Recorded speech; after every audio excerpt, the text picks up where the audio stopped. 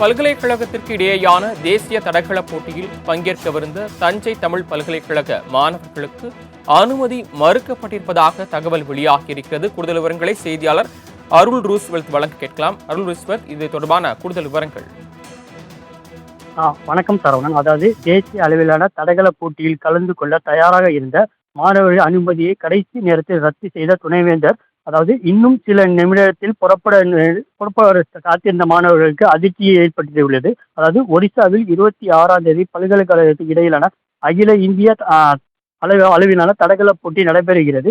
இந்த போட்டியில் பங்கேற்பதற்காக தஞ்சாவூர் தமிழ் பல்கலைக்கழகத்தைச் சேர்ந்த 15 மாணவர்கள் தகுதி பெற்றுள்ளனர். அவர்களிடம் போட்டியில் கலந்து கொள்வதற்காக ஹவுரா எக்ஸ்பிரஸ் ரயில் மூலமாக ஒடிசா செல்வதற்கு 3 மாதத்துக்கு முன்பாக கல்லூரியில் நிர்வாகத்திடம் அனுமதி பெற்று டிக்கெட் முன்பதிவு செய்துள்ளனர்.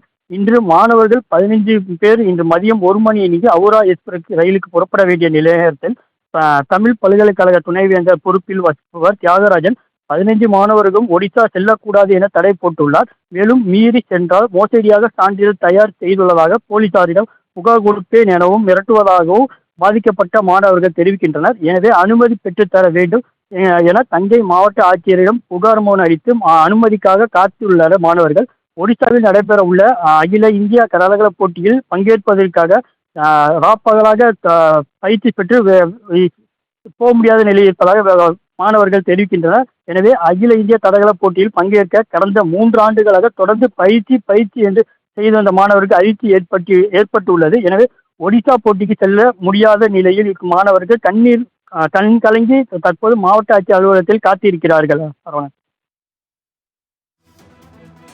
தாங்கள் வழங்கிய தகவல்களுக்கு நன்றி அருள் ரூஸ்வெல்ட்.